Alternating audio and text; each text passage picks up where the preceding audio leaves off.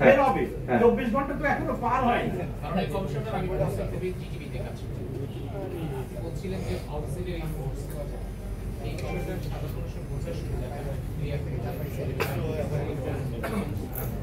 কিভাবে তাদেরকে আমি যখন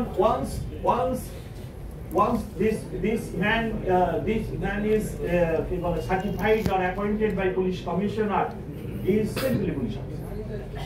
He is regarded as police officer, এবং পুলিশ অফিসার যে দায়িত্ব পালন করে ওই অফিসার একই দায়িত্ব পালন করবে, এবং আইনের যে প্রোটেকশন আমার অফিসার পায় আমি পাই, উনিও একই আইনের প্রোটেকশন পাবে। উনি যে কোনো ব্যক্তিকে অ্যারেস্ট করার সক্ষমতা বা ক্ষমতা প্রাপ্ত হয়েছে।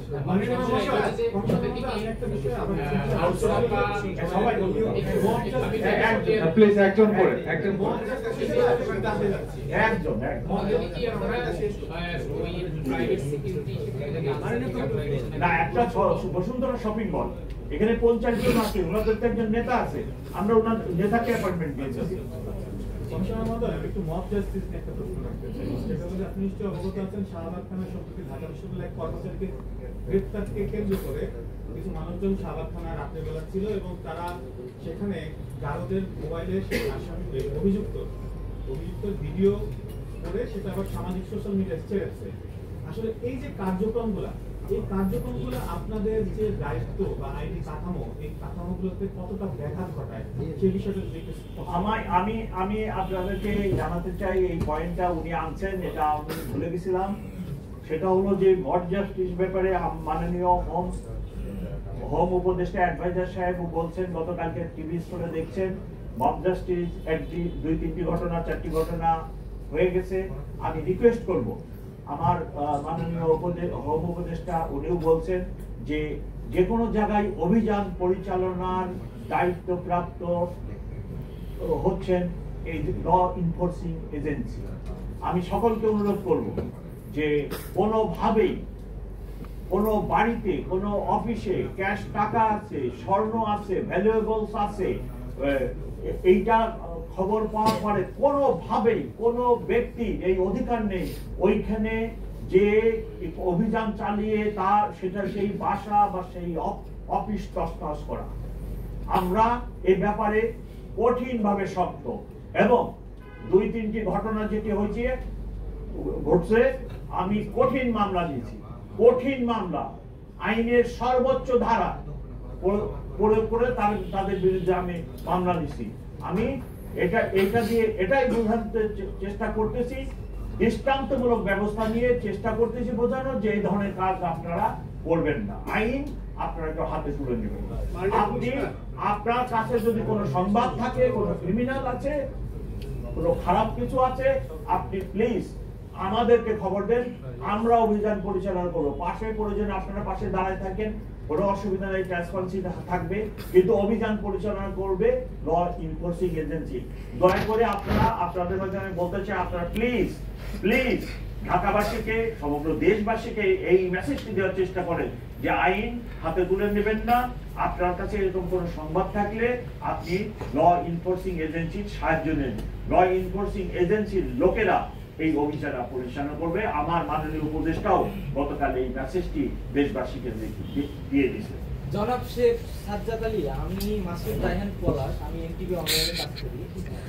আমার একটা ব্যাপার জানার ছিল যে আপনি একটু আগে বললেন যে অন্যান্য দেশের অপরাধ চিত্রের তুলনায় বাংলাদেশের অপরাধ আপাতত ভালো।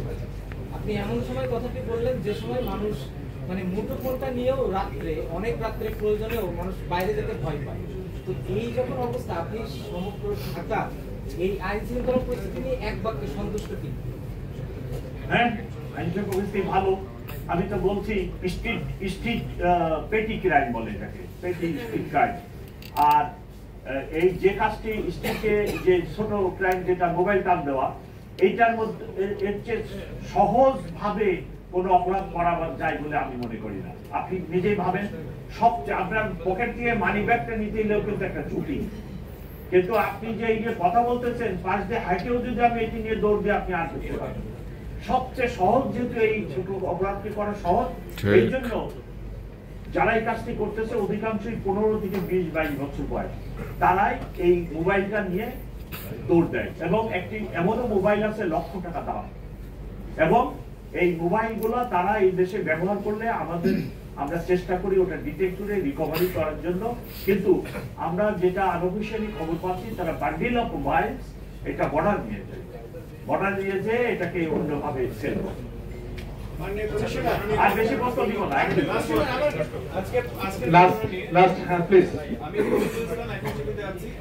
আজকের ঘটনা কি আপনারা যে স্বর্ণ এবং টাকা আপনারা উদ্ধার করেছেন এটা কি লুট করা সম্পূর্ণ না? সম্পূর্ণ নয়। ওনার দাবি তো 200 বই, কিন্তু আমরা চেষ্টা আছি বাকি আরো একটা মোটরসাইকেল বাকি আছে এবং আসামিও বাকি আছে, তবে আমরা চেষ্টা করতেছি।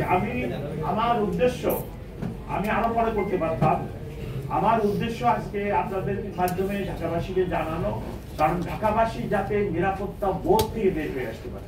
ঢাকাবাসী জানুক যে এইরূপ একটি ঘটনা ঘটছিল, সেটি ব্যাপক ভাইরাল হয়েছিল, পুলিশ এটাকে ডিটেক্ট করছে, উদ্ধার করছে। সো আমাদের পুলিশ সক্ষম, ঘটনা একটি দুটি হলো, আমাদের পুলিশ সক্ষম এগুলোকে উদ্ঘাটন করতে। এই যে একটা নিরাপত্তা বোধহীনতা, এটার জন্য আপনাদেরকেও আমি রিকোয়েস্ট করলাম যে এইরূপ ঘটনা যদি হয় কখনো আপনারাও প্লিজ আমাকে হেল্প করেন, ঢাকাবাসীকে হেল্প করেন, যাতে সব পুরা ঢাকাবাসী নিরাপত্তাহীনতার মধ্যে না পড়ে যায়।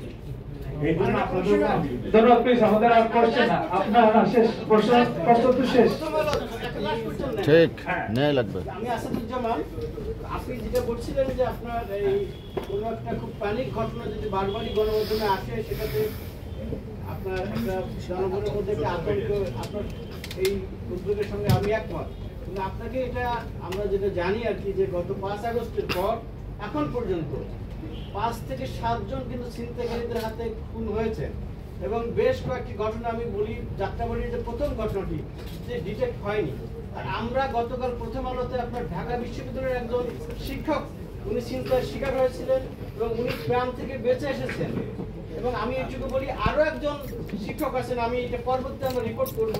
কিন্তু এই যে আপনি যেটা বললেন যে প্যানিক হয়, কিন্তু বাস্তবতা হচ্ছে অনেকগুলো ঘটনায় আমি বুঝতে পারছি। আমরা তো স্বচ্ছতার সাথেই কাজ করতে চাই।